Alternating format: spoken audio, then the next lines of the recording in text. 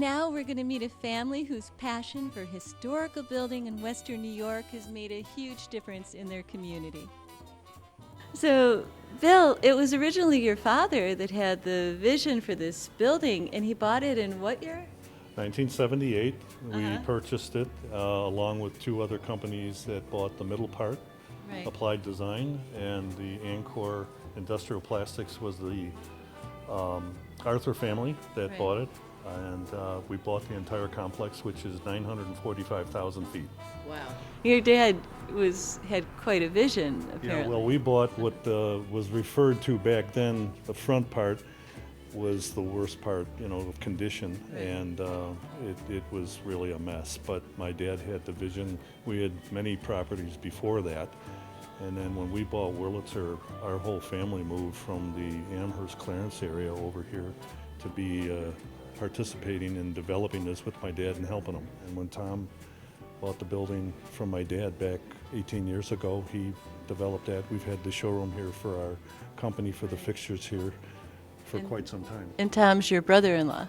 Tom is my brother-in-law, yes. And you introduced him to your sister. I did. Back in 1982, Tom and I met down in the Horseheads, Elmira area. We had lunch, and I asked him to come up and meet my sister Jane, and well, the rest is history. So now I'm a fifth generation member in our family business, and Katie, Tom's daughter, and there's Pat Duffy is one of our presidents of our company, and he's also, a sixth generation member along with my son, maybe potentially coming in. So Wow. 5 generations. 1864 we started, back when Abraham Lincoln was president. That's amazing. Well, that's a story in itself. Yeah, someday it's we'll a have long to get. time. Well, thanks so much, Bill. Okay, thank you. We started this in 1992, rehabbing everything. And when you get to something like this after 20 years, this is the fun part. Yeah. This is, When you get to take all that work that you put Yeah, into the building absolutely. and you see these tenants and they're flourishing in this space. Oh, yeah, And it's they've- a vibrant business that people If you love talk to to come them, to. You've got to feel so good about I that. I do. Yeah. I'm a history guy, so I love watching these old buildings come back to life. Exactly. It's the people like you that have these passions for these gorgeous historical complexes. It all started with Bill Lurr having a vision to, Yeah. when he saw this thing back in 1978, it was like, wow, what are you getting into? Something in him lit up. He knew it. He was looking for a Yeah. warehouse space. Right. And I think he fell in love with the building, and it was at that stage where you either tear it down or Right. you start putting money and effort back into it. Right. He did an amazing job, and he didn't have a lot of money back then Right. to make all these repairs, Right. major repairs. That's amazing. He had to shut down the whole heating system in the whole complex. Couldn't afford it, had no tenants. So it was cold in here for the longest time. And then Jane and I took it over in 1992, and we started slowly Building it up again. Building it up. Yeah. To the point where now you can have a tenant like Platter's Chocolate right on the Right. corner of the building, right on the boulevard, Right. and they attract a lot of people. I mean, you have to stand outside to get into this place during That's the summer great. times. That's great. When That's the Easter- perfect tenant. oh. That's exactly what you want, Oh, right? it's been great. So when they started the complex, it was 1892 was the first building that was constructed, which is here. And then they kept building up until 1950. So this is the second building built. This is probably 1900. This is where Platter's Chocolate is now. Okay. So the construction back then is, they're taking the concrete by hand up to the third floor. You have these wagons here. So it's kind of unique when you look at how they built things back in the day. Right. Or When they what did first they? started it in 1892, they made musical instruments. Oh, okay. And then they started making pianos, organs. Right. Back in the 30s and 40s, they sold a lot of organs especially. And on the second floor, there's the recital room. They bring in folks from Hollywood to play the piano, to play the organ. And that recital room is still in the same condition it was back in the 30s. This is our second banquet hall that we did. First one was on the second floor. Right. This holds 350 people. Wow. We have an outside courtyard. Again, we repurposed a lot of the stuff. These legs came from a cast iron tub. This railing came from right there, so we've just put it as part of the footstep for a bar. Wow, that's great. All the wood is repurposed from areas of Wurlitzer. Again, this pipe was made in North Tonawanda, so we moved it from there over to here so it could hang over the bar to give it a neat effect.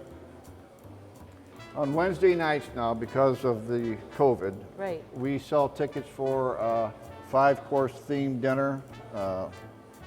Last week was sushi, this week was Italian, next week I'm not sure what it is, so we sell tickets. This goes for half a mile from the boulevard all the way back. So what did you take to make these lights here? That's a gate valve. That was part of the original steam system that heated the place. Right. Well, now we don't use steam, and everybody has their own furnaces, so those are obsolete. But we just took one of those, spray painted it black, and hung the lights on it. I love that. I love how you've taken pieces of the building and repurposed it to... Oh yeah. Back in the 30s and 40s, they had a coal pile, and they would auger the coal underground, and then these bins would then lift it up to the top of the boiler house and then dump the coal into the boiler. Right. So there would be, I don't know, 300-400 feet of these. So we've kept them to repurpose them. So we brought in, I guess, a more profitable tenant starting in 1992, which meant you had to rehab the whole complex. So we did the same thing on the inside. That's great. What a great design. So once we converted this to passenger, that opened up the whole second floor. Right. So now we have accountants, attorneys, banquet halls, a medical building. You know, we probably have 40, 45 tenants in the complex. So Tom, you got like a candy manufacturer here, you got a brewery. I see what you're doing. You're getting all the fun businesses over here to breathe life into this building, and then you can come over here and have a drink and Woodcock pizza. Brothers has been here for 2 years now. They their first location is in Wilson, New York. Mark and Tim Woodcock and their wives came here, saw the same vision I did as far as what could be done. So when you drive down the boulevard and you see the big tanks that they have in the windows, that's a good visual. Yeah. So you can come in, they have wood-fired pizza, a lot of great food here, a lot of good beer, and then you can go to Platters and have your dessert. So, you know, we've done so much work here. We've had a lot of success bringing some great tenants in. And now we're at a time in our lives, I don't want to say we're selective, but I want to enjoy what we're doing here. You know, It's been 30 years, I want to have fun at some point in time here. And bringing Platters and Woodcocks, you know, that's nice energy. That works. And we want to continue that. So Kelly, this is really great that you guys are a part of the Wurlitzer Yes, project. we love being here, yes. It's a great building with a lot of history. Yeah, and you're making candy, lots of candy. Lots of candy. Sponge candy. Sponge candy. So we're Platter's Chocolates. We're known for our sponge candy. We're usually running sponge candy on one of our enrobers every single day, Monday through Friday, and sometimes Saturdays. Right. And what is sponge candy for people that don't know, that are outside Western New York For people area? outside of Western New York, they definitely need to try it. Other places they call it seafoam, molasses chips. So really, it crumbles in your mouth, and really, if you don't know what it is, I suggest to try it. Chewy and crumbly, a little bit molasses-like. Right, and lots of chocolate on the outside, which is really, really good. Right. It's really good. We love sponge candy. Well, thank you guys for this beautiful tour of the building today, and for my samples of chocolate that I get to take with me and share with my crew, for coming over here today. And well, thanks for coming. Thanks. We're glad you came out all the way out here to North Tonawanda. It's been a joy, and to see, like I was telling you earlier, the glint in your eyes when you're talking about all the restoration of this building. It's fun. Is beautiful. It's fun. It's a beautiful building, and we're glad we're glad to take care of it. Yeah, beautiful job. And you too, please tell your dad I wish to meet him one of these days, but what a remarkable vision that he had. It is our passion, and we've been over here for years, and it's been fun. A lot of work, but it's been fun. Great. Thanks so much. Thank you. Bye-bye.